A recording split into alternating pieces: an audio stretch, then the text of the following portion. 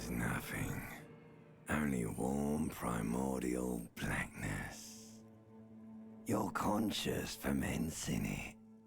No larger than a single grain of malt. You don't have to do anything anymore. Ever. Never, ever. Never, ever, ever, baby. An inordinate amount of time passes. It is utterly void of struggle. No ex-wives are contained within it. You got it, sweet brother. Nothing upon nothing upon nothing. I know you do, baby. I know. Coming right up, sir. Smooth passage. Alright, nothing town to fuck all borough. Not you. Your days of giving a shit and being that type of animal are over. The song of death is sweet and endless. But what is this? Somewhere in the sore, bloated man meet around you. A sensation. Like a fly to the ointment, your conscience sticks to it. The limbed and headed machine of pain and undignified suffering is firing up again. It wants to walk the desert, hurting, longing, dancing to disco music. The stench of liquor rises from your mouth, and with it, an ungodly headache. A fiery streak penetrates your skull, trying to force your eyes open. It's a sound, a clarion call from hell. Somehow, you know what it is. A Caprice Canadian motor carriage.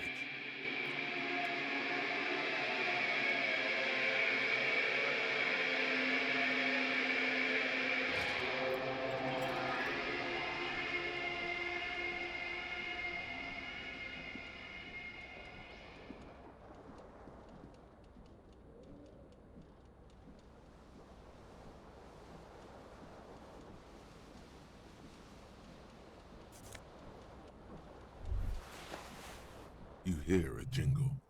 Keys are clinking in the pocket of your flare-cut pants. It says, whirling in rags, on the aluminium keyring.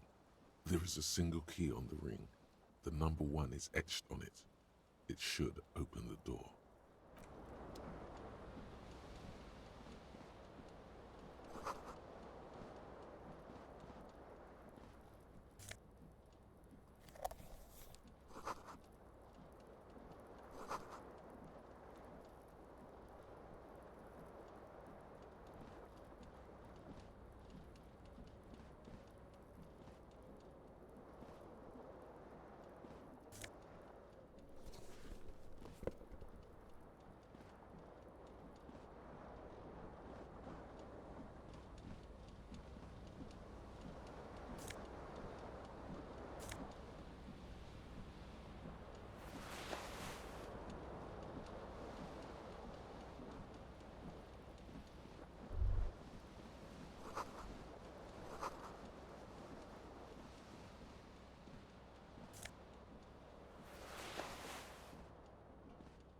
A mirror hangs above a bent and broken sink.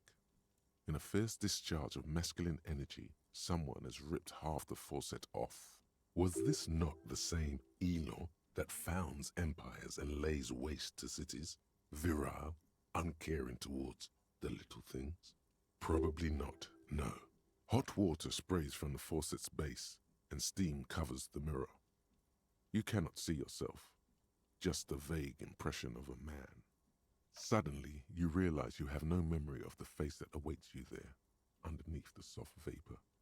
Really, all recollection of the person you are, the people in your life, and even the world you're in has drowned in a sea of blood alcohol. This was no mere night of drinking. It was a deluge of world-ending proportions. As you slowly Reach your hand towards the surface of the mirror.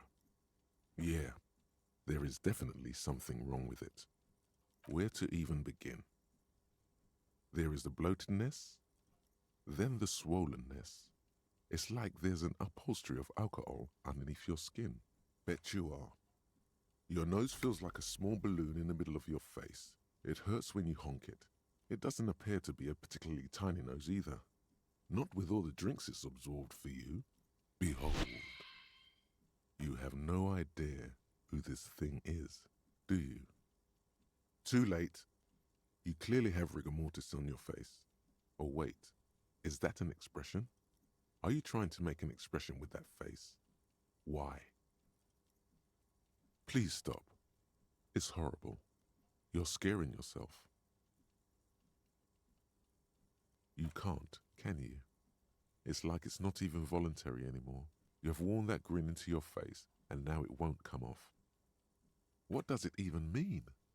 What is the emotion you're trying to convey?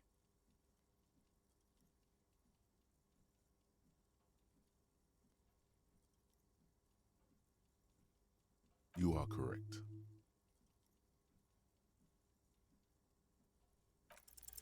Like the rest of you, it comes from a bad place somewhere in the past. That's all you know for now. It's too late. Like an image on film. The expression belongs to your primary motor cortex. It would take a minor neurological miracle for you to cease producing it.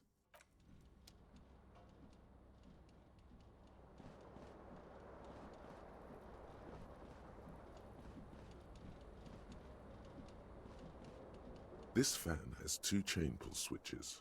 One ends in a tiny fan, the other in a light bulb. A truly horrific necktie has somehow attached itself to one of the blades. The blades come squeaking to a halt. It should be easier to reach the tie now. You swoop up and catch the tie. Snap! It's released from the blade. What you have in your hand is a truly hideous necktie, with 4 or 5 different patterns. The knot reminds you of a noose. The window stands broken in its frame. Cold wind blows in. The shards face outward. Whatever broke this window came from the inside. A fine web of scarring covers the back of your right hand, but none of it is recent. More likely a projectile than a held object. There are no fragments on the floor from pulling a tool back in after impact. Something you've done before. It is too large for a bullet, yet too small for a piece of furniture. You're looking for something heavy and larger than your fist. The single green shoe you found fits the hole almost as well as your foot. It would have also been heavy enough if thrown with force. Congratulations. You smashed the window with your own shoe. Now you only have one. If you're lucky, you could still find the other one on the balcony outside. The door to it should be outside your room. A cool wind gushes in. Your toes curl up from the cold.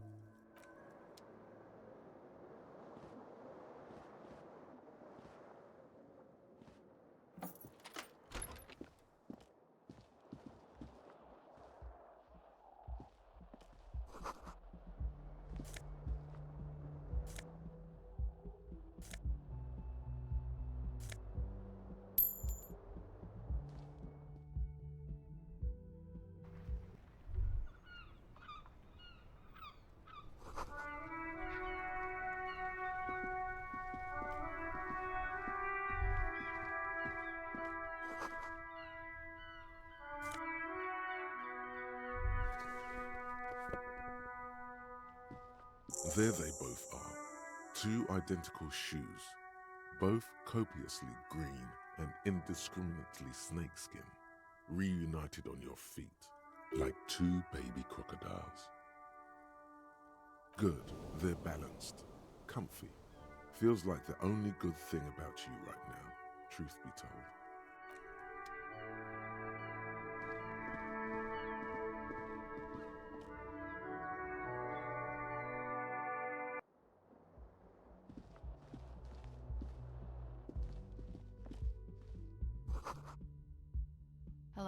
officer. The young woman raises a cigarette to her lips. Her eyes are brown and her face is speckled with birthmarks. She can't be more than 28. A silver jumpsuit falls off her like scale armor, sparkling.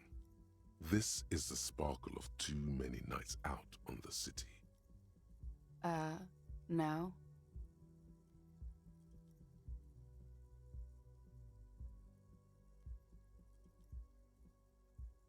The young woman shakes her head slowly. Officer could be an artistic statement, a claim to official renown. No. You're a police officer, sir. I am, yes. Unless you've been feeding us a set of very well-rehearsed lies all this time. You've been here for 3 days. On official police business, no less. Couldn't say. In truth, so far, mostly drinking. You have no doubt about the drinking. But do you strike yourself as a tight-lipped drunk? She must have heard something.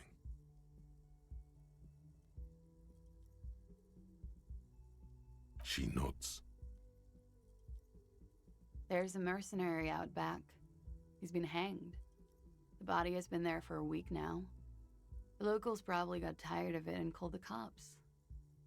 I didn't mean to overwhelm you with information. You seem a bit lost, officer. Could it be because of the drinking? She hasn't had time to put her makeup on. This is her morning cigarette. She looks tired, her beauty waning faster than it ought to at her age. Of course. Be careful, officer. They don't like the police around here. Something stirs in you as she's about to go. Call it an instinct, a need. The need to ask questions. It's like you've said the words 1,000,000 times before. She looks back at you, a light glinting off her eyes. Yes? You're in a hostel, sir. We are in Revachol. Revachol is the disgraced former capital of the world, divided into zones of control under foreign occupation. Half a century after a failed world revolution, she is central to our moment in time. Forever and ever. And ever and ever, out of the corner of your eye, you see the hair on the back of your hand standing on end.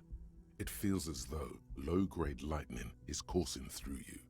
You must be hypersensitive from the hangover. The dock workers are pretty cocky. They think they're police enough.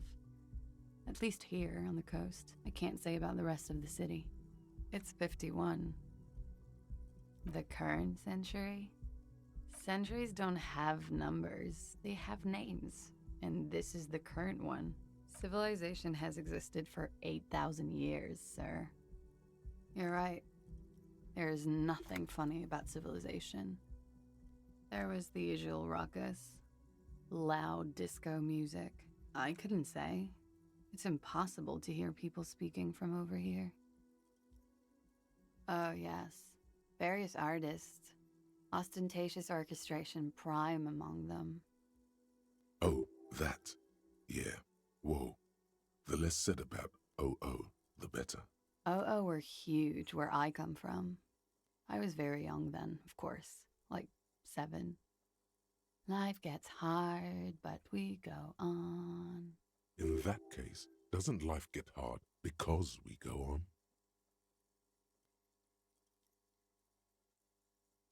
It would appear so. At around 2 o'clock, the disco stopped and there was a change of pace. A slow, sad song started playing, like organ music on repeat. That went on for quite a while.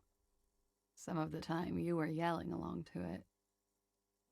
Yes, there was a church in there, a really small church, like the smallest, saddest church in the whole world.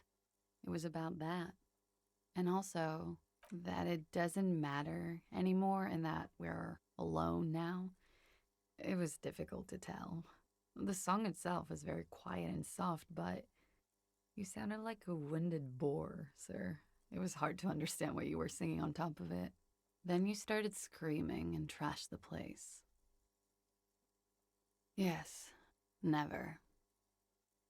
A window was smashed. The tape player, probably. The song stopped. And furniture, too. A real destructathon. There was screaming. Then I think you passed out. There was. I think you screamed that you didn't want to be this type of animal anymore. I may have misheard, but it was sort of memorable. I went out afterwards. Everything was quiet by then, around 4 or 5. And that was it. Glad to have been of assistance.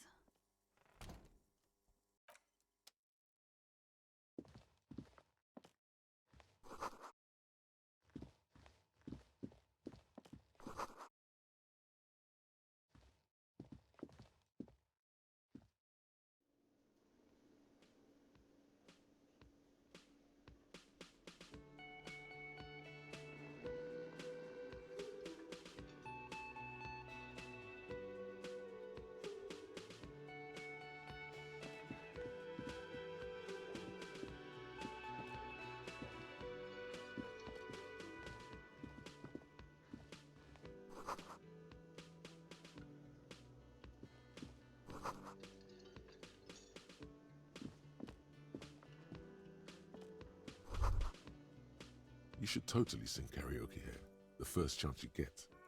Your emotions need to be expressed. People need to know your vast, oceanic soul. Of course, at this point, precise measurements of your soul can only be performed from the outside. It needs to be heard, through a PA system, by other people. You should sing the sad small church song from that tape you found. Thought it was obvious. Serves them right. Wipe that smirk off their face with your sad, tragic, small church song. Who's laughing now? No one. You would need another copy of the tape first, though. The one upstairs is destroyed.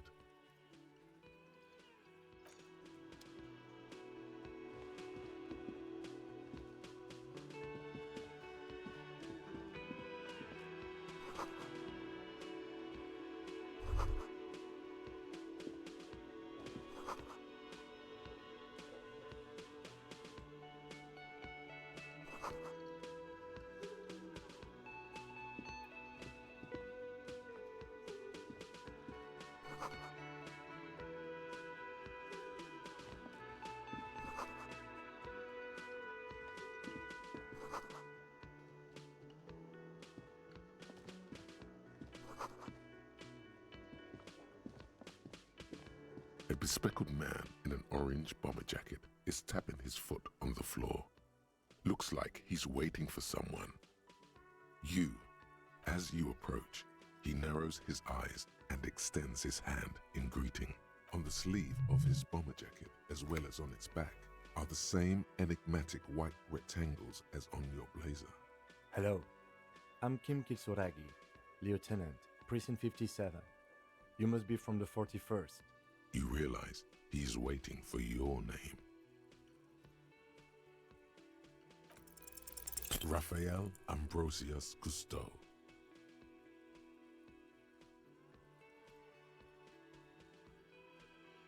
Yes, well, Not for a moment does he believe that's your real name. He casts it aside as an intra-departmental joke or a peculiarity he doesn't understand. it looks like we had a little scheduling error on Sunday. Saturday too, actually. Have you had time to talk to the manager here? What he means is, he has been trying to meet up with you for 2 days, but you have been otherwise occupied. Then we should ask him for a rundown of the area. Get me up to speed. I understand the scene is out back, right? It also wouldn't hurt to assure him the police are finally here. In full force, I mean. Have you mapped out the initial interviews? Okay, we'll have time for that after we take a look at the coroner's case. Have you removed the dead body from the tree? So, the body is still in the tree, where it has been hanging for 7 days straight. We should go there as soon as we are done talking to the owner.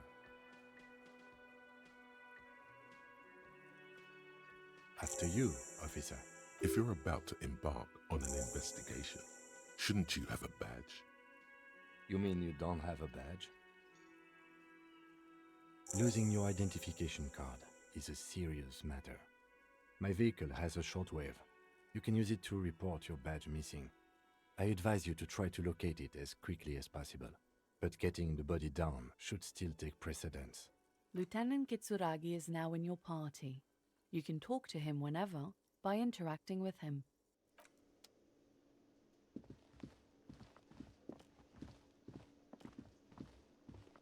A man in his late 20s with a thin, unimpressive beard notices you approaching.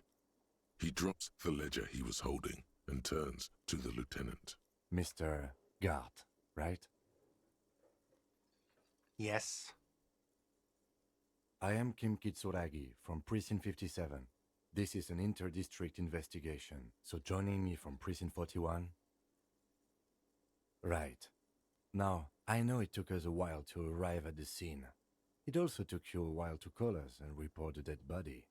It was you who placed the call, yes? No, I only just got here. It was probably Sylvie who called you. She usually works the bar here. I'm only temporarily taking over her duties. Do you have her number? As a matter of fact, I do. This sounds like something you can use to call this Sylvie later. You said you just got here. From where? Are you a local? What, of Martinez? No, I live in Jamrock. I only sometimes come here to keep an eye on the place. This is just one of the many cafeterias I manage. But you still know your way around, yes? In case we need directions. Yes, I know where some things are, but as I said, I don't live here. I just used to work here. And I'm not going to start working here again, if that's what you think. I didn't imply that. Detective. He probably means this is where you step in and ask your questions. His face expresses profound doubt in your having this. Ask him about the body's location before asking if he killed him. People give up information in the more innocuous questions, which you can later use in the more sinister ones. Behind this building, there's a courtyard. They hoisted him up on a tree there. That's easy. See that door there? First you exit through that. Then, to your right, you should see a big hole in the fence. A really big one. You can get to the courtyard through there. No need for the keys. The hole is big enough for the Franco-Nigerian cavalry to fit through. I don't know who killed him. I'm not the police. That's your job. This is it. He said they hoisted him up on a tree. Who is this they, if he doesn't know? Oh, people are saying it was the union dock workers, that it was a lynching. The locals, the customers, the people who eat here, a lot of dock workers eat here. Sylvie told me everyone knows the dock workers did it. Did the debarders themselves tell her this, or is it a rumor? I don't really know. You'll have to ask her. I would suppose it's because they have nothing better to do. You mean the strike? Yes, the strike. The man they hanged was a security guard for the harbour company, I hear. A mercenary. The unionistas probably thought they'd send a message. The lieutenant turns the page in the little notebook he's been scribbling in. She went away because none of your business. Have they not been telling you you're a cop? Okay, you got me. She went away because of the dead body out back. And because I asked for her number. That's why Sylvie went away. I hope you appreciate that. Thank you.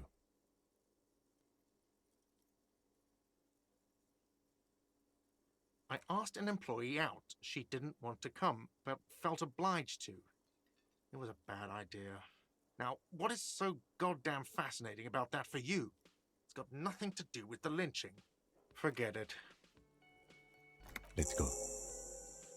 Not so fast. You owe me 130 real. Oh, excuse me. You owe me 130 real. The IIR, or Inter-Isolary Real, is the global reserve currency. Whatever part of the world you're in right now, it's safe to assume he means you owe him some money. Wow, you're a genius. Yes, that's right, money. You owe this establishment 130 real. Let's see. 3 nights at a tariff of 20 real comes to 60 real. Then there's the window you annihilated. The hole in the window was the first thing I saw when I came to work. So don't try to tell me you didn't.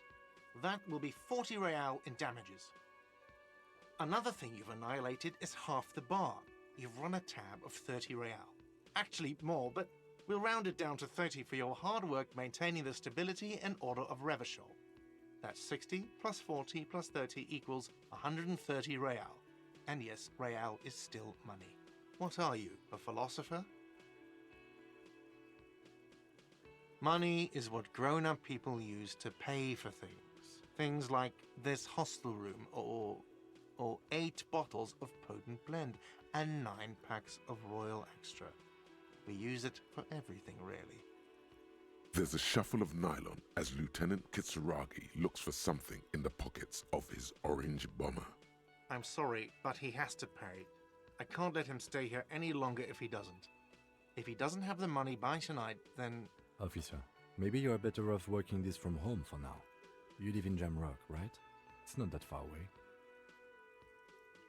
Officer, you really need to take this up with your station. I have a shortwave radio in my car. Call them, ask for assistance. We have to get this investigation started now. Good luck. By the way, where is home? The address is coming up blank, and this place sure isn't it. But you've been at this hostel cafeteria for only 3 nights. Where were you before? You had to be somewhere. You don't really know, do you? A vague, blackened image doesn't sound like somewhere you can stay if you run out of money. You can try. Run some addresses in your head when you get the time. Maybe a street or an apartment will appear.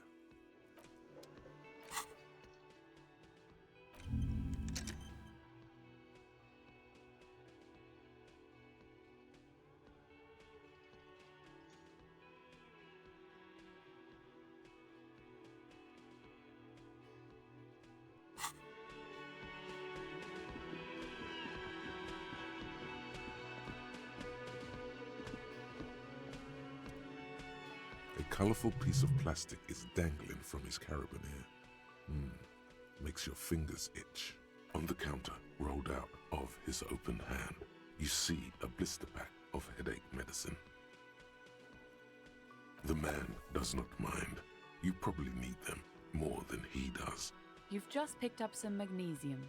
This item is stored in the bottom left corner of the screen above your character portrait. Use magnesium to heal your morale if you have morale damage. It's a dock worker's ID, doubling as a shift card and a job permit. A young, able-bodied man stares back at you from the photo. Santiago S. John. Your fingers find their way into the shackle, flicking open its spring-loaded gate. The metal loop holds the plastic ID and a leather-bound pocketbook. The man emits a loud snore. Is he about to wake up? Doesn't look like it, but you never know. Better be quick. You slip the plastic ID card out of the loop and pocket it. The man continues to snore. Just for the record, you look nothing like the man on the document. You find a black paper note with a woman's profile on it. Seems like this woman lived centuries ago. The note says 5 real. It feels nice and greasy. Yum yum. Money. Think of all the things you can buy with this. The synapses in your brain fire with glee. The sleeping dock worker has little to say about your actions. He remains silent. There is only one way to wake this bone idol from his slumber. Roar like a hurricane. Rip the buildings from the earth. Why the yelling, man? Looks like a Sao descendant. A lot of Sao dock workers around.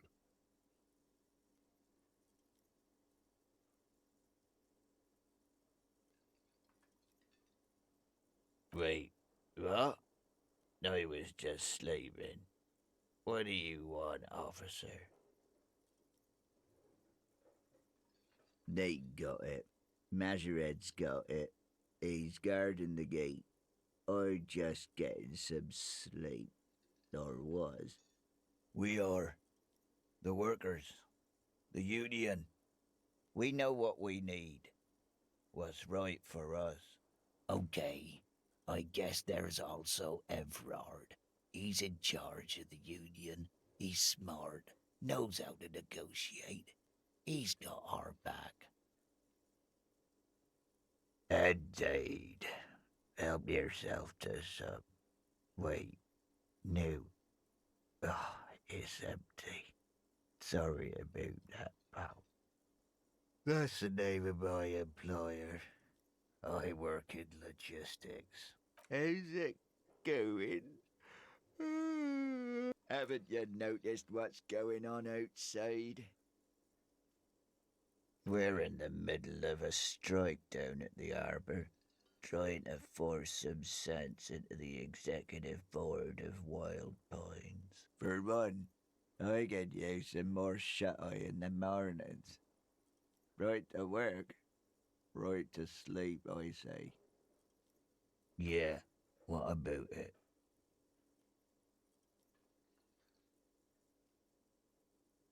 You know, people die here every day. Someone's found in a ditch, another one falls in a manhole, a third one gets eaten by stray dogs. If someone has decided to die on top of a tree, then how is it my concern? I can tell you this. Trouble's ahead. You heard what I said. Draw your own conclusions.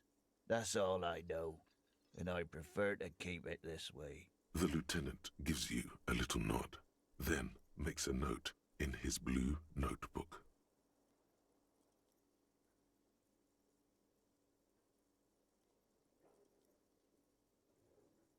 Thank God, no.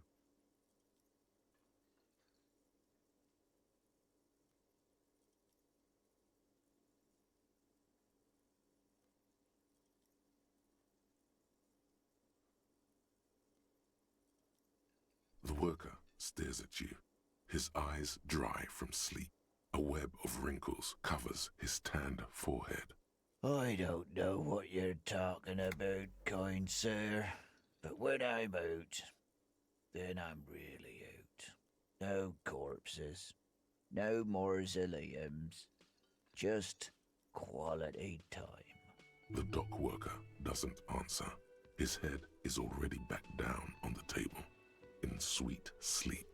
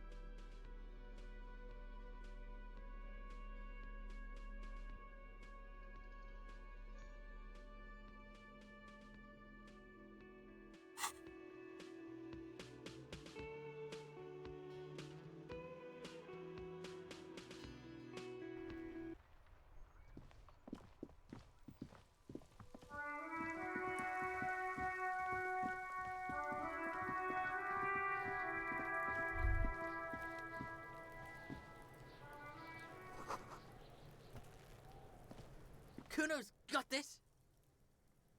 If there ever was such a thing as an ugly kid, then this is it. He's almost exquisite in his ugliness, like a gremlin. Oh yeah, nappa comfy, Kuno! Right in the dick, Kuno! Get him right in the dick! Love it in the dick.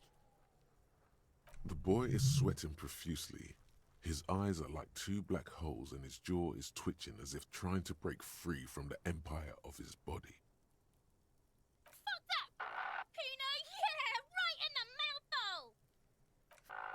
shit himself.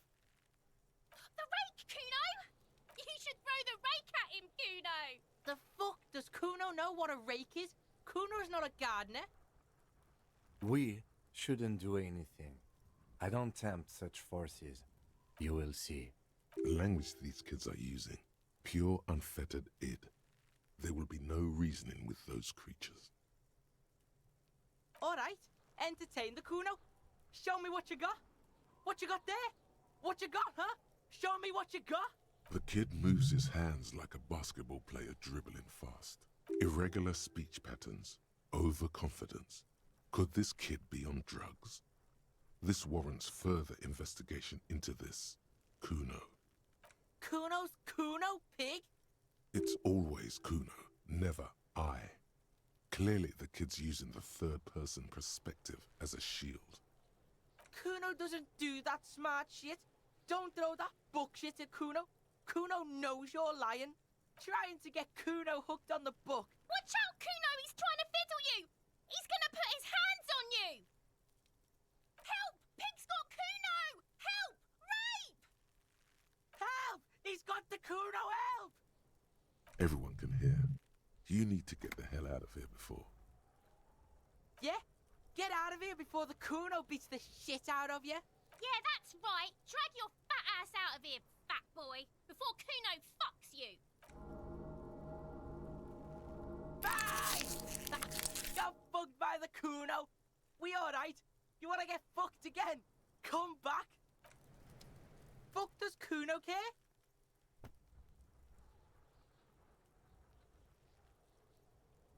Shitload, pig.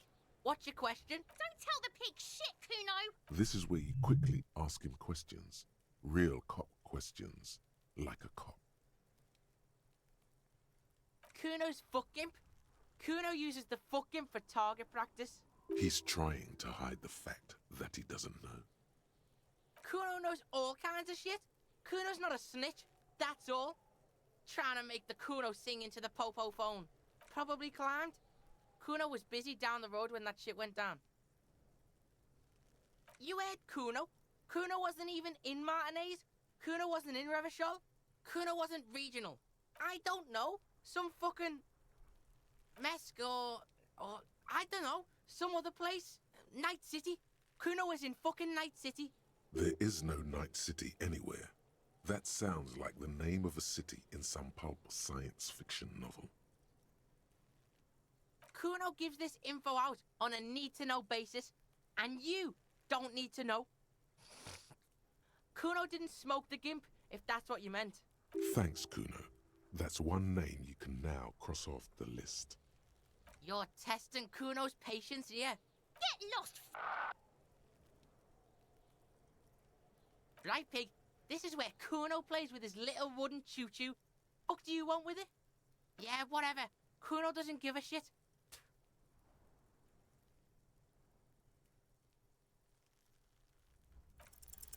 He's on your crime scene, bossing you around. And he's been here for some time too. This is where he hangs out. Get your snout out of Kuno's ass. Kuno knows how hard Kuno pushes it. Kuno pushes it hard level. You should give up, Popo, or the Kun will keep fucking it out of you. You okay, Kuno? That went wrong. He took it as a compliment. Then he had a minor seizure. Kuno doesn't fucking care.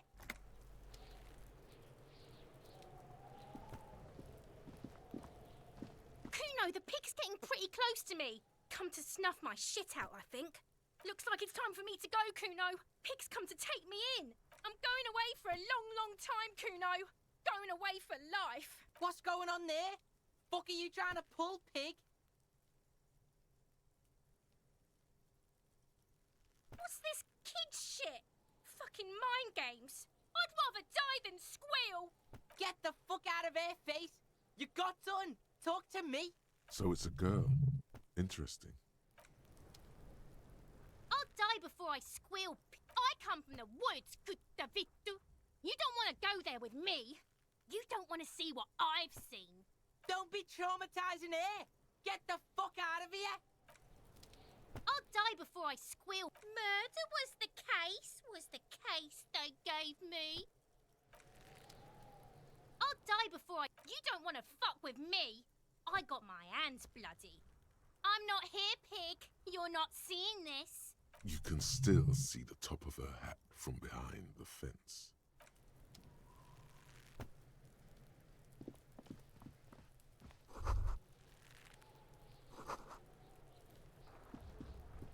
The corpse looks at you with bulging white eyes. The face around them does not look human. It's swollen and ready to burst. His lips are fish-like and his tongue like a ball gag in his mouth. You seem to be holding your breath. A cargo belt twists his neck at an unnatural angle. The body below appears stiff. It's letting out an ungodly rot. The smell seeps in, even through your clenched nostrils. Active decay. It's okay to throw up, officer. No one is judging. He's about to blow. Cop's gonna blow, Kuno.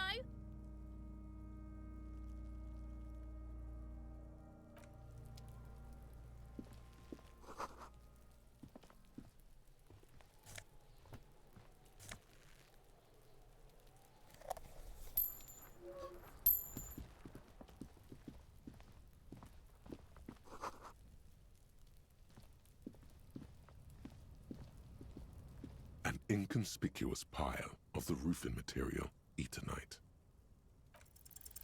Because it's nice and orderly, well-laid pallets, easy on the eyes, rhythmic pattern, calms your mind.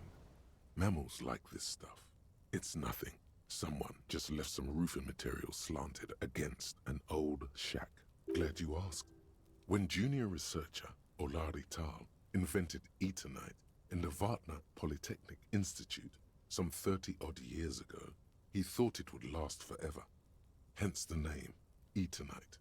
Sadly, the only lasting thing turned out to be the material's highly carcinogenic effect.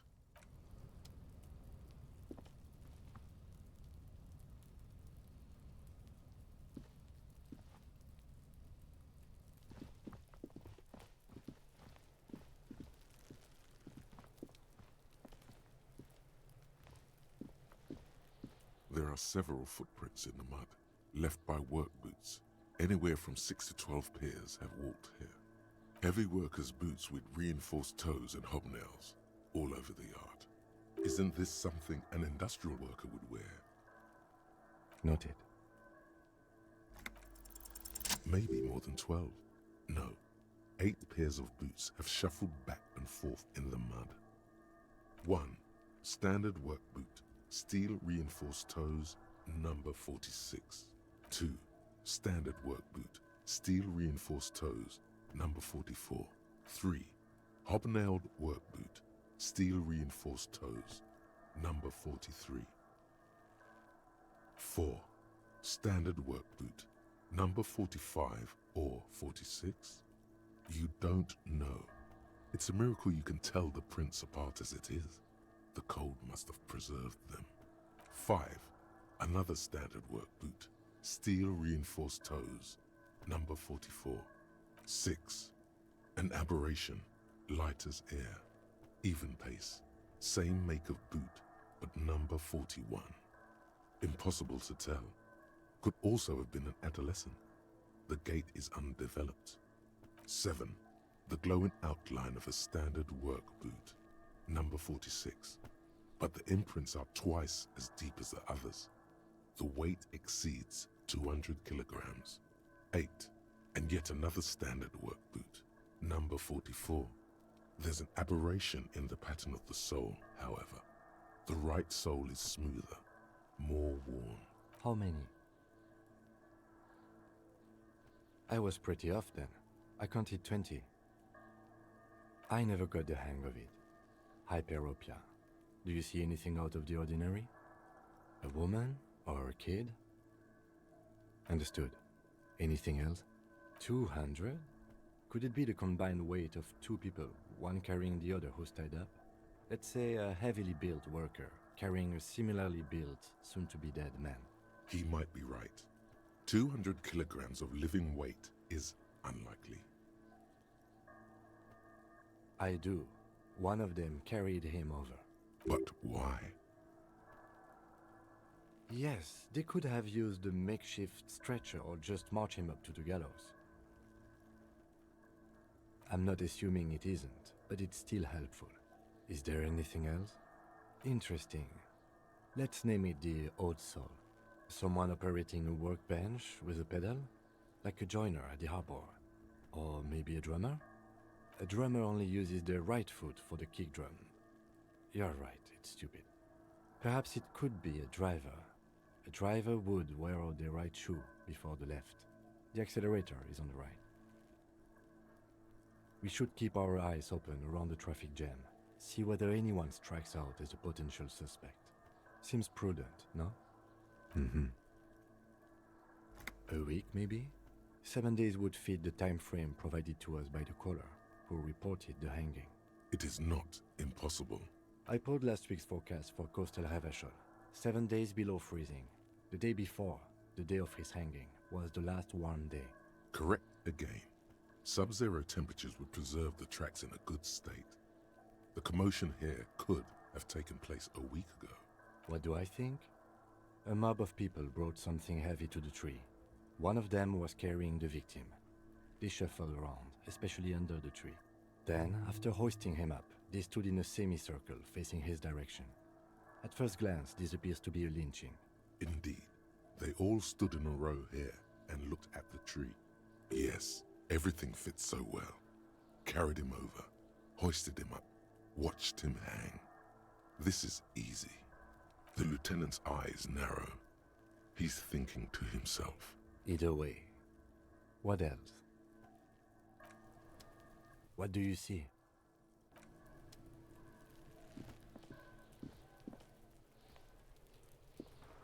There he still is, looking right. The smell is repulsive. It pushes in from your mouth, more instant and more familiar than anything you'd expected. More fever than odor. It fills your mind, flushing you from within.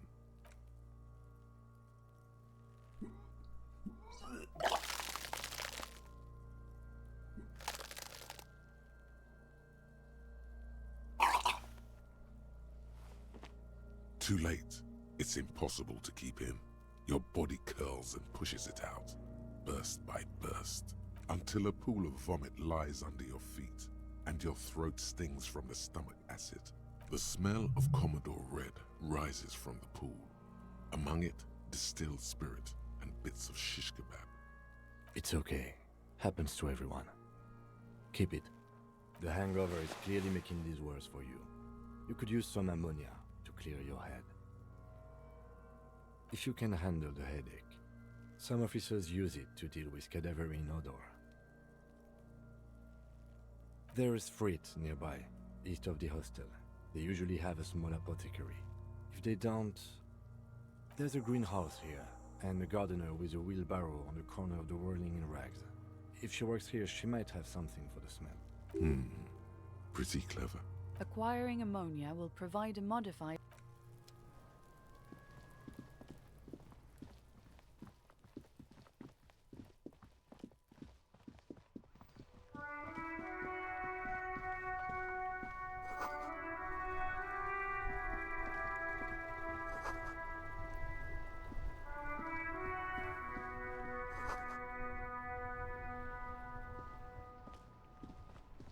The RCM in Martinez. What can I help you with? Of course. What can I help you with? Sure, I'm done with it. Go easy on that stuff. It gave me a terrible headache. Of course, I won't hold you back. If there's a corpse, then you're going to need those gloves for the autopsy. Sure, keep them. I have another pair.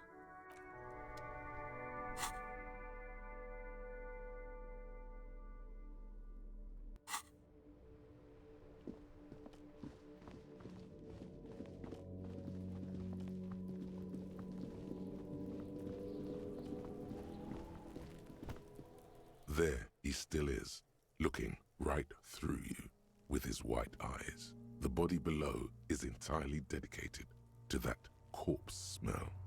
Emitting it is all it does now. The ammonia only makes it worse. The combination forces tears out of your ducts. You manage to keep it in once. The second time, not so much. When the vomiting is done, your cheeks are wet with tears.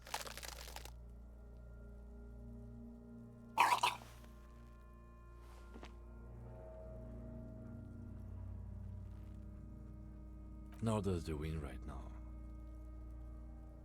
I've seen strong men turn themselves inside out for hours. You are facing tough odds here. Alcohol withdrawal makes it considerably harder. I've seen captains puke their guts out. It never gets easier. You never get used to the smell. Every Monday is cadaver day. Throw up, investigate. Throw up, initial autopsy. Throw up, bag it. Then drive to the station. Maybe throw up on the way there if you didn't bag the thing tight enough. I think I've lost my sense of smell. A white lie. Not being hungover helps too.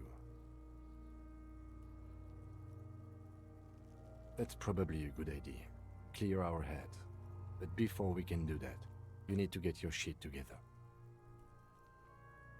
We should go talk to the locals. Find something else to do while the wind changes. It's pretty bad right now. You've gained a thought. Give it half an hour. Get yourself together. Then come back and have another go.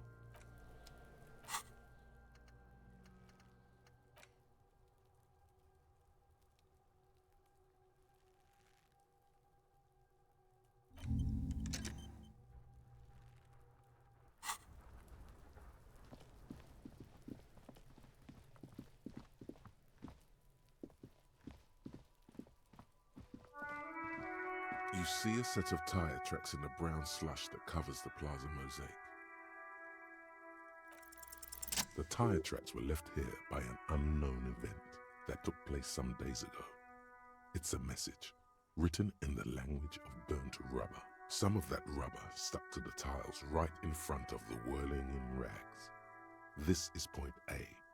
The driver started there, and then accelerated straight into the fence, left a hole big enough for the Franco-Nigerian cavalry, according to the cafeteria manager. The driver proceeded to back out of the yard, barely stopping before hitting the adjacent building. Before heading south, must have been in a hurry. You are correct. This is a rather motor carriage-friendly city. I'm not sure. There are plenty of traffic accidents waiting to happen in Martinez. With the jam right here on the roundabout, I would keep them separate. You could follow the track south. There seems to be a canal there. See where they went, if you find the time.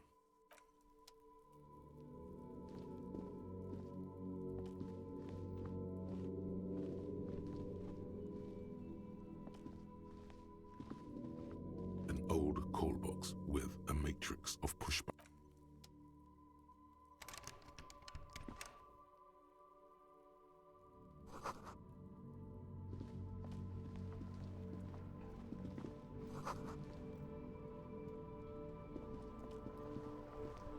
This Post Lavatorie mail collection box has been heavily vandalized with graffito.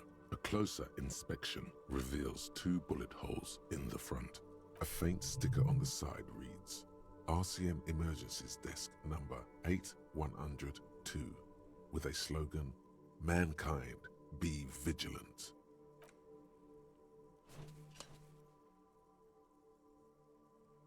The box seems happy. Eat shit pig, fucked by the coon, and St. G with a crown have been scribbled on it. Jenny is a whore, and best set mailbox also.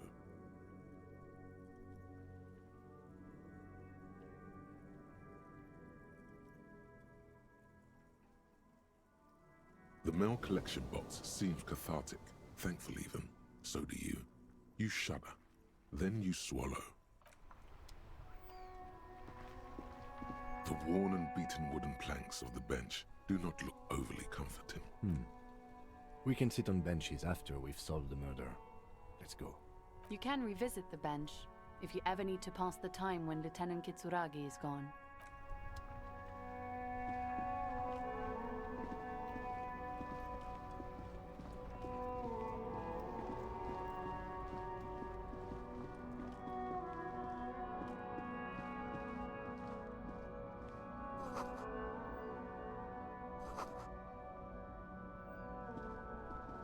There are clothes inside, cheap second-hand clothes, smelling of strangers' body odors. Don't be shy. These are premium class clothes. Good quality fabrics, best retro design. Save the economy with your style, officer. Save the economy? That sounds off. You find your hands deep in tattered and faded garments made from weird polyester blends that make your body itch and sweat in all the wrong places. The box smells like cat piss or like an old person with no money. Economical, but also trendy. Look first hand, buy second hand. Keep the economy moving. Something cold grazes your hand. Synthetic and sleek, a windbreaker. Surf, it says, but also wind, summer, 100% waterproof, and sport, all in different typefaces. Good choice, officer. Mega sporty. And it's only $4.50 for you, sir.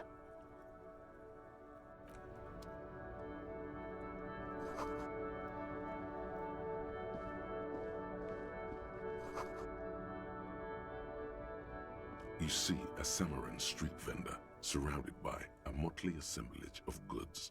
When he realizes you're looking at him, his face breaks into a wide, welcoming grin. The name Sileng is embroidered over his breast pocket. Happy shopping, officer. Everything's cool here. Everything's cool. The goods are cool, the customers are cool, the place is cool. And one more thing, officer, you're very cool. Bang, bang. You feel a twitch in your index fingers. There's a finger shootout brewing.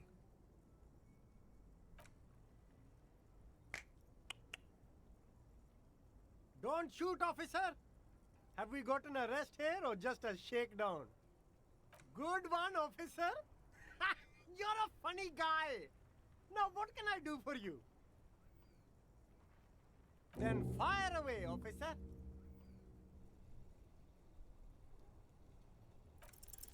Start with a little compliment, then work your way up from there. This is about business, remember. Oh, okay. But why, officer? An investment? What kind of investment?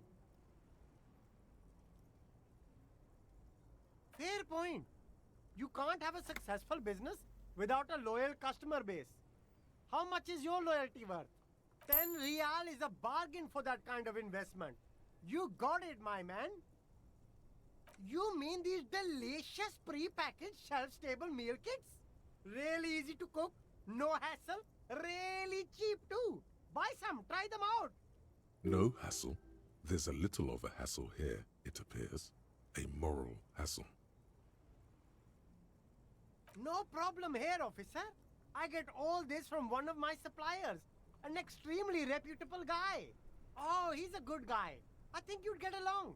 I'll let you know the next time he's around. Interesting. Only the coolest goods in Revachol.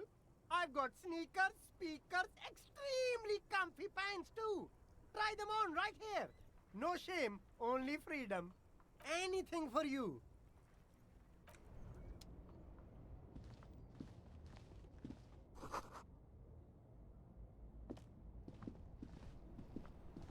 There's a pile of cheap sunglasses in a small box, a variety of shapes and colors. You like sunglasses, officer? I've got the latest styles right here. These are all boring. Boring third-rate ho-hum sunglasses made of cheap Syrahese plastic, the kind of plastic that melts in the sun. Those UV stickers are almost certainly just there for the show. If anything, these lenses probably direct more UV light into your pupils. A UV magnifier. These are all first-rate sunglasses. Premium design, superb material, very cool, UV resistant.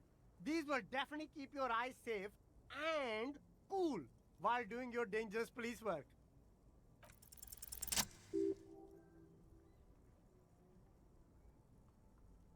Oh, very interesting choice, officer.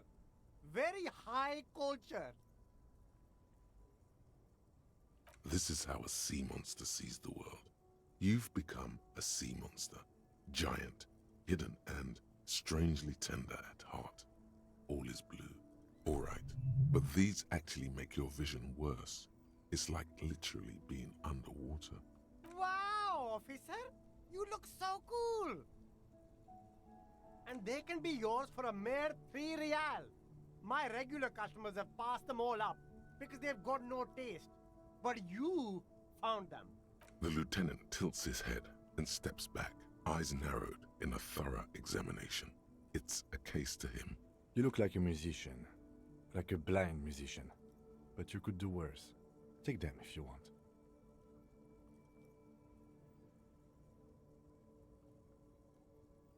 Abort. These are hideous. What's more, they don't even fit your face. You can feel them pinching your nose and chafing against your brow. Damn, officer!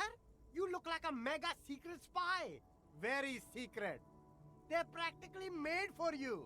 I'll let you have them for 2 real and 50 cents. It's going to be very difficult for anyone to take you seriously with these things on your face. No, you are definitely not buying those.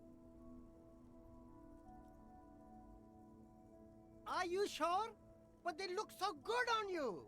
You should think this through, officer.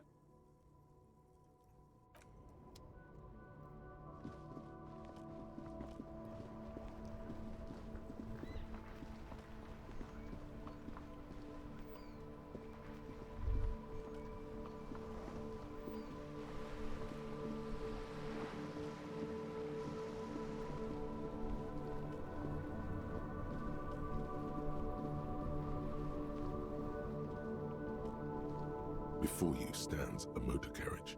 The bodywork is covered in blue and white livery, bearing the number 57.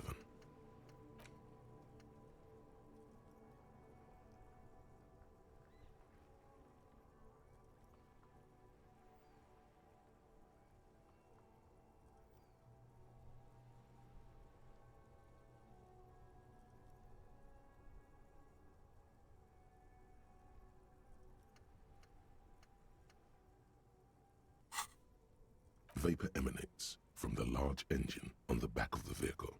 It hasn't had time to cool off yet. This must be the infernal machine, that toy from oblivion. The Caprice Kinema motor carriage.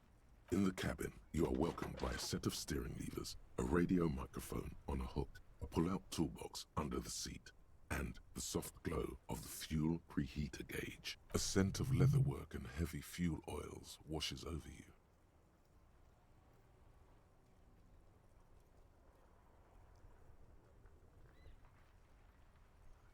The frequency tableau lights up, and a green button labeled Prime Line glows like a feline eye. And then you hear something, the soft purr of electrical kittens, radio waves cast far and wide over the metropolis. A woman's voice greets you through the static. This is Precinct 57. Hello, Lieutenant. How may I assist you? Hello, Alice. Please assist our colleague from the 41st Precinct here. I'm putting him on. Operating the radio is easy. Just be confident. You've probably done it 1,000 times. This is Officer Alice Demetri, Precinct 57. How may I assist you? Under the green Prime Line, a yellow saved button catches your eye. You wonder what the lieutenant's default radio station is.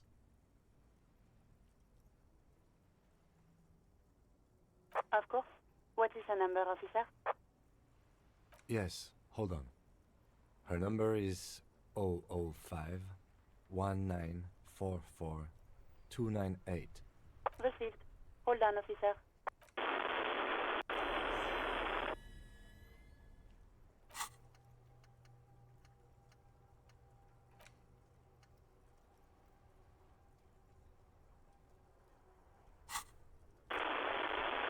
Lieutenant Kitsuragi slowly begins to tap a little rhythm with his right foot.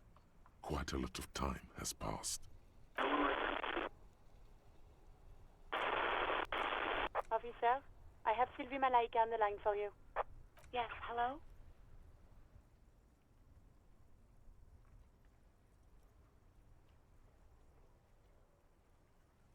Oh, right. Hello, officer. What can I do for you? No, not me.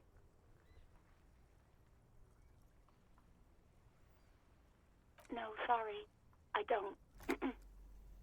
Not a lot of people have phones around here. Copper thieves take the wires. People don't have the money to have the cables put in again. They use the Union's phone, or the one on the coast. So the Union has a phone, and there's one further down the coast. Got it. It was someone else. We'll find them sooner or later, officer. It just might take a while. What? Of course it bothered me. But I thought the Union already knew about the corpse. No one calls the police. The Union would get angry. You know, what the Union says goes. People listen to them and they take care of their own, which is like everyone here.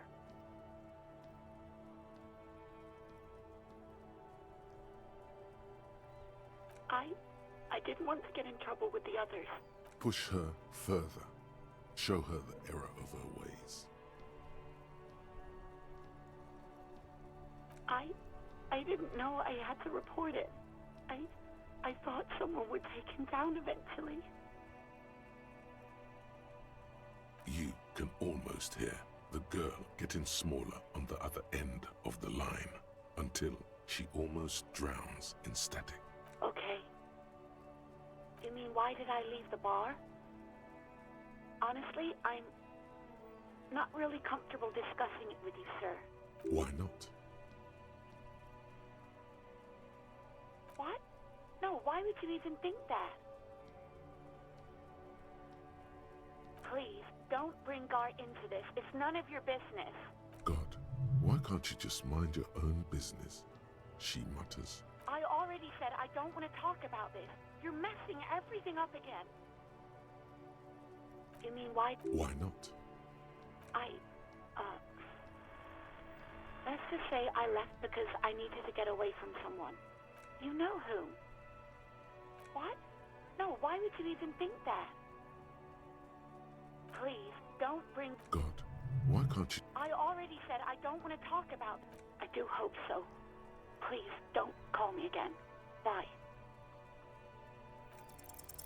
No, she doesn't have a problem with you.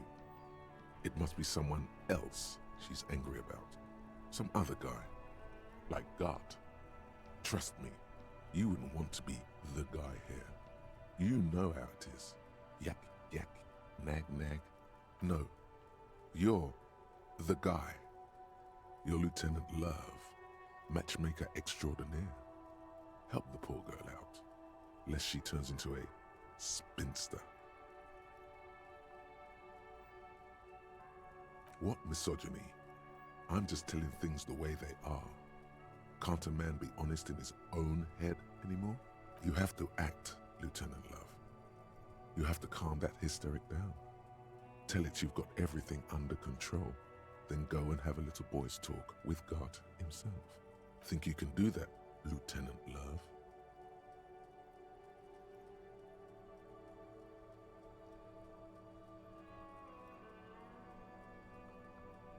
No. What?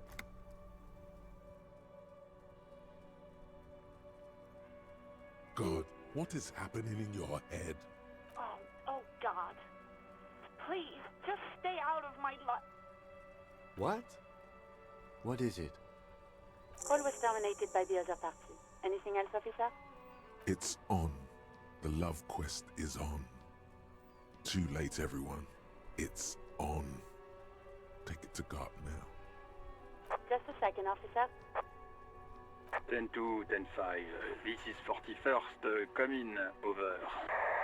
The man uses relay code. You got this. You're a cop, and cops know relay code. 10-4, message received. 10-5, relay message. What's your status? Over. 10-18, state your message, sir. Roger that. 10-10. Over and out.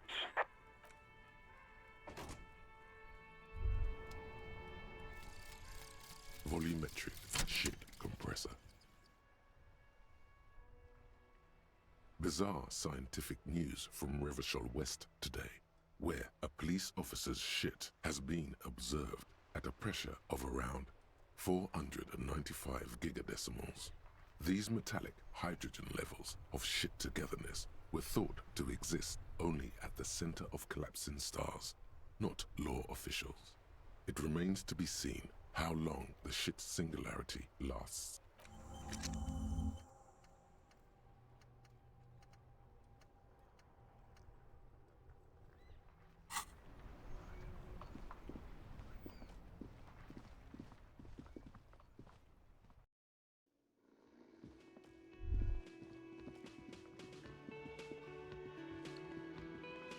Can I help you?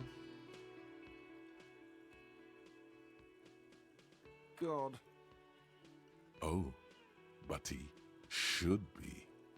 Lay it on him.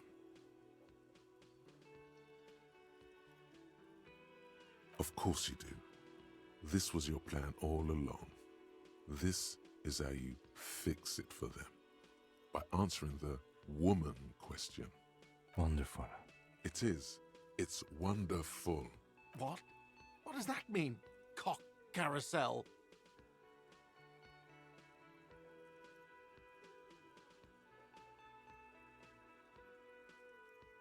Does it mean you talked to her? What else did she say about me? What else do you need?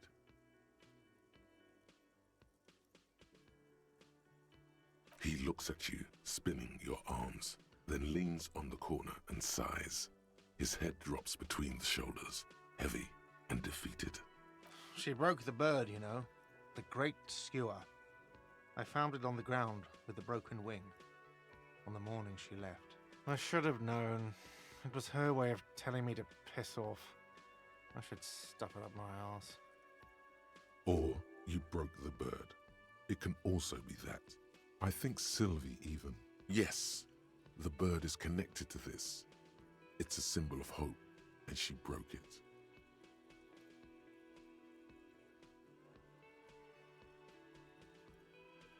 No, it was her. She's off to ride that carousel you told me about. Cock carousel. I understand now. They ride the cock carousel until the clock runs out. Here, have the rest. Now, let me have a drink and think about this shit for a moment. On my own. And there we have it. Isn't that beautiful? Another situation fixed by Dr. Love.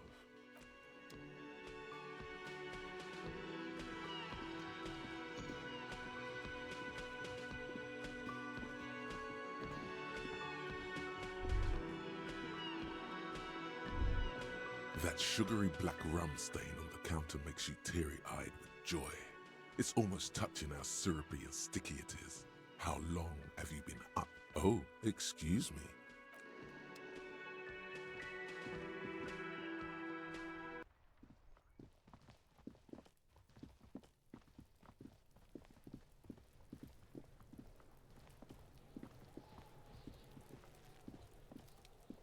There he still is, looking right through you with his white eyes. The body below is in time. As you breathe in, the odor comes over you. It's a smell of the mind telling you to run, and your stomach to wring itself empty. With your hands at your sides and your eyes squinting, you stand in it. It's a puzzle. What's hanging in front of you is a puzzle of decaying flesh, tattoos, and tendons. They do after 7 days, yes. We are deep in decomposition here. The man before you is naked, but for a pair of underpants and enameled boots. His skin is greenish, marbled with decaying veins, and blotched by lividity. A fading web of tattoos covers his chest and shoulders. The cargo belt used to fasten him to the branch above appears industrial in strength. The material appears to be ceramic. Its clean white stands in stark contrast to the decaying flesh above the knee. The man wore thick polymer socks, probably for padding. A fine array of interlocking plates covers them. Delicate and fragile, they feel alien to the world around you, out of place somehow. These are clearly not boots. They're armor, possibly part of a larger set. Indeed. Technically speaking, these are sabatons, not boots. Oh, the lieutenant uses a memo technique A6. That's not just any notebook. It's a classic. It's clearly some manner of super armor. Or future armor? Super future armor? I'm useless. Ceramic plate. Zirconium dioxide, most likely. This is where the make would be. Under the hill. Fair weather. Fair weather model T500 VE. I'm guessing that's vitreous enamel. This is advanced stuff. A small bell-like sound fills the air, like tapping on the side of a porcelain cup. It's anything but. This material is a kinetic redistributor. It spreads kinetic energy horizontally, from plate to plate, dissipating it entirely. See? Faint, organic lines cover the plates where they separate into smaller ones. These plates then divide into smaller plates until there are hundreds of them altogether, like whirls of floorboards. The design looks organic, influenced by highly resistant wood materials, like lignum vitae and ebony perhaps. If trees were made of porcelain, this is what their cross-sections would look like. The smooth, glossy surface fractures into ever more intricate interconnections, peaking on the right sabaton, where you notice the whirls are in the shape of a letter and number combination, E50, 100, 1000.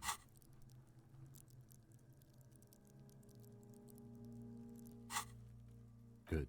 Can you read it to me? X54156745678222. Let's lie. We have a make and a number. That's something. We can use the radio in my kinema when we're done. Either station can chase it for us. The locals probably scavenged it. It would be odd if he had more on after 7 days. We should keep a lookout for these pieces. The armor could yield information. Maybe he'll know something. No, he must have worn something precious underneath his clothes. They've removed all his clothes to get to it. They did not just strip him for the putrid rags. Someone could have cleaned the yard, but that's a question for the red hat thing. I hear you, cop, talking shit about the Kuno. Come here and say it to Kuno's face. You wanna fuck me, huh? You wanna fuck the Kuno? They usually hang them completely naked for that. La puta madre, the Mazda, the Besmerties and the like. This one still has his underpants. What? Are you trying to ignore me now, fuckface? Kuno, this boots shit is super boring and the guy's a total vitupaz. It is. It's expensive. We've requested similar material for our tactical units for years now. The constabularies deemed it too costly. In that time, we've lost 6 men to semi-automatics. For a full set, about 4 years of wages. For the northwest region of Revachol, an officer's average yearly income is 5,500 rial, unadjusted for rank. As a wage, it's regrettably small. But for a piece of hardware, yes, that's a lot. That's for us to find out. Mr. Gart implied he was security personnel for the harbor company. This confirms my own assumptions. I agree. This equipment is way beyond what a guard can afford. The stench fills your nostrils. As you push downward, an ominous creaking sound comes from above. Stop! Pig's gonna pull his head off. Brutal! What's wrong with you, asshole? Why is he letting go, Kuno? I don't know, baby. I don't know why he's such a... Officer, if I may ask, what were you trying to achieve by pulling on the deceased's foot? The cadaver slowly twists on the cargo belt, his torso covered in tattoos, and extremities blotched pink and blue. His eyes are milky white and blind to the world, protruding comically from their sockets. There is no one home, just subaquatic terrors there. Dark brown hair grows on his head. His face is ready to explode from the organic processes inside. The death's head grin has passed. What remains is an unrecognizable mess. The corpse is dead silent. You have no idea why you just said that. Who is he? He is male, 40 to 50, with an athletic build.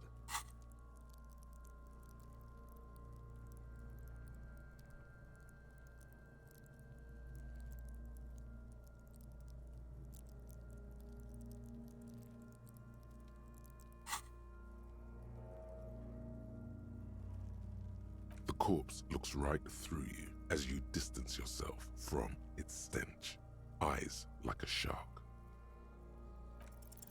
The fish lips stay. I told you, he is male, 40 to 50, with an athletic.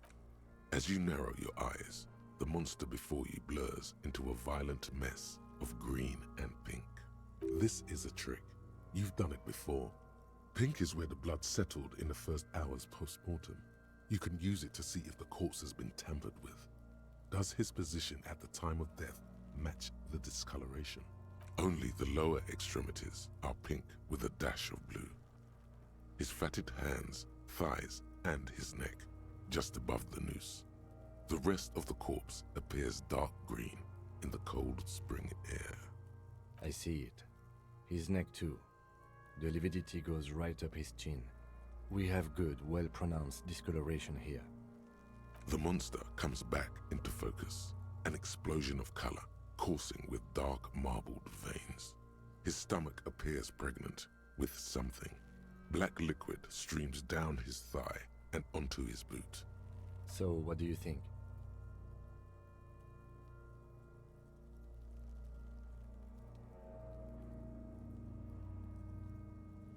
A pool of blood and feces has eaten into the frozen mud below the man's feet. Purge liquid is dripping into it, drop by drop. The victim appears to have contained no more than half a kilogram of digestion at the time of death. The fuck he's saying? Talking about shit. Malicious laughter erupts in the yard. Sounds like seagulls. Big said he's a... The lieutenant's face is made of stone. I do. Most of them are post-mortem. Maybe even all of them. The delinquents have made our jobs harder with their little sport. Stop talking in riddles, coin slot. He means you fucked him up good, Kuno. Fucked him up brutal-like. Agreed. Especially on the neck. The belt acted like a tourniquet, keeping the blood in his head.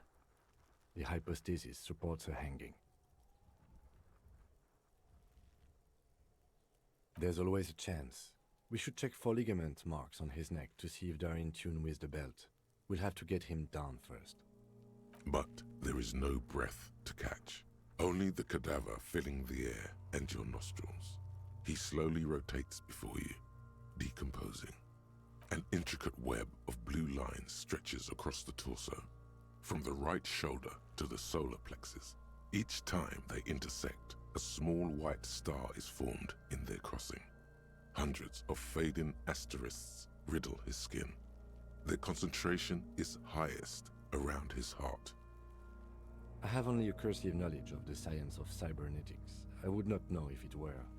But it's not quite complex enough, is it? It doesn't seem familiar from the insides of any radio computer your mind can imagine. The somewhat organic lines remind you of old filament memory units, but not quite. No, you're nowhere near right. So am I. He wears a wide leather belt around his waist and a gun holster under his arm. He takes a thin piece of milled aluminium from his coat pocket and pulls it open. Sounds like a sword being unsheathed. A small lens appears, some sort of camera. Shit, Kuno!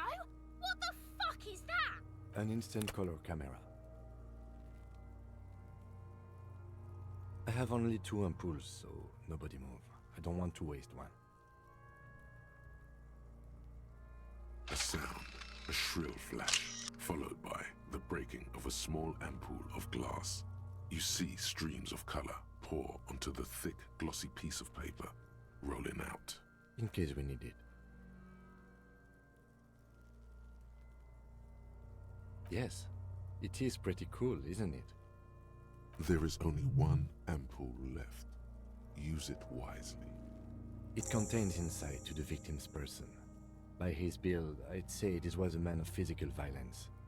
The story he wanted his body to tell was important to him. It is his letter, to us. Someone should decipher it. We'll need to show it around. Sure, just don't lose it.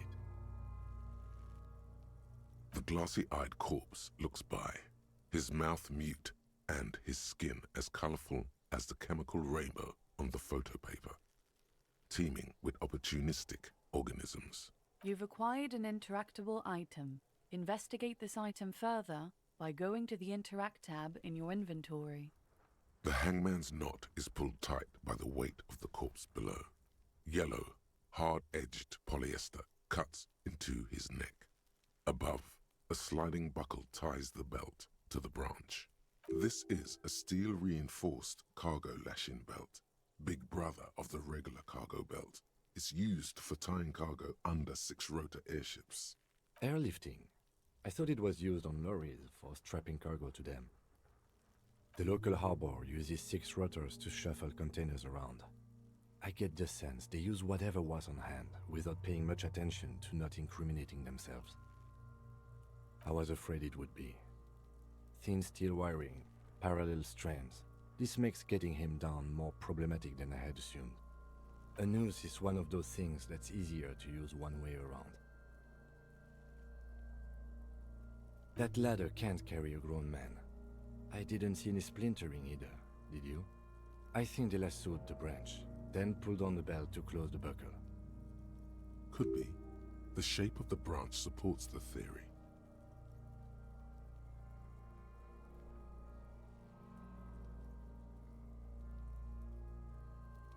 The cadaver hangs from the cargo belt. Are you sure we finished the preliminary examination of the cadaver? We might miss some of these things once he's done. The steel-reinforced belt presents a unique challenge. I brought chain cutters, but I don't see a good angle of approach to the belt. He doesn't actually think the challenge is unique. He thinks it's frustrating, annoying, and harder than he thought. The cadaver is a good 1.2 meters up. Neither one of us can reach the belt without assistance. And even if we do, there's the question of cutting the airship strength material. Yeah! Bang bang time, pig! Shoot his head off! How? Where the buckle ties the rope to the branch. That's a good spot to aim. Where? Ah, yes, I see. If the shot hits that, there might be a chance to release the belt. Yeah, now we're talking. Entertain a Kuno with some shit. They'll miss! The pigs will miss Kuno! The lieutenant's brow is furrowed. He appears too deep in concentration to even notice what you said. Silence. With his elbow sharp, the lieutenant unzips his jacket and produces a lightweight firearm. He drops a paper cartridge in the barrel, separates the scouring stick, and gives the cartridge 5 tucks, securing it in place. That's a Kiel A9090 Armistice, mass-produced muzzleloader, ascetic, frugal, one of the most common firearms in the world. He then steps back and assumes the fellow's desk position, taking aim. The corner of his eye twitches. His finger is on the trigger. He's gonna fucking miss! The kid's voice is drowned in a shrill blast that echoes off the walls of the surrounding tenements. A cloud of smoke slowly parts in the air as the lieutenant steps back and says to himself, God damn it. A lot of things were wrong with that shot. The fellow's desk was the wrong choice. His shoulders were raised, but above all, he cannot trust his eyesight. Fucking idiot! Mookabat asshole! Kuno could have hit it easy, but then Kuno's not fucking handicapped, is he? Kuno's sorry too. Kuno feels sorry for the Beano Clad. The lieutenant doesn't say a word, just looks at the gun in his hand. No, we are lucky as it is. We didn't break anything, and the victim remains uncompromised. Any more mistakes could put us in an unfortunate position with the locals. We have eyes on us. I didn't do us any favors with that. I have to say, it's beginning to look unlikely we can get him down without assistance. You know, you don't feel like too bad of a shot yourself. It's bad as it is, us shooting firearms like punks here. Go ahead, I'm not stopping you. Just don't hit the victim. They only have one gun! Oops. This is the sorriest pair of pigs Kuno's ever seen.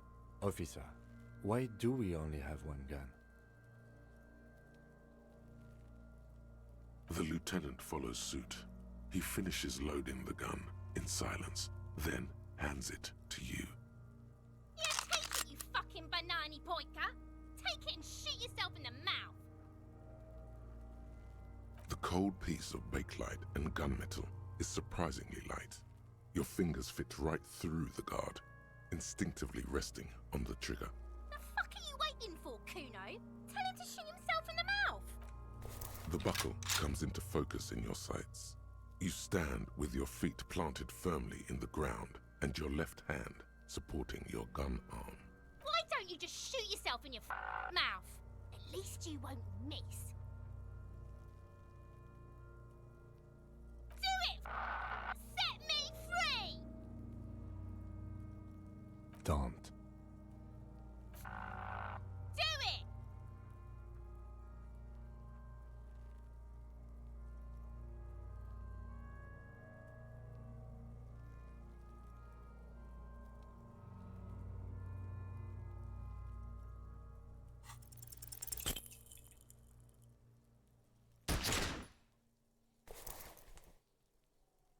You hear an explosion within the weapon in your hands.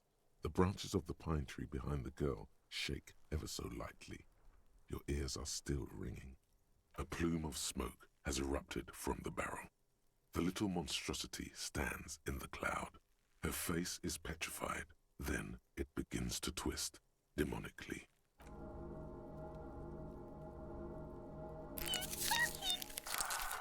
Learn to shoot! Whoa, see? Pig tried to shoot you. You're alive? Yes, Kuno, I can see that! My liege, it may be possible to spin this as some sort of, pedagogical exercise. Not you at all. No, no, no.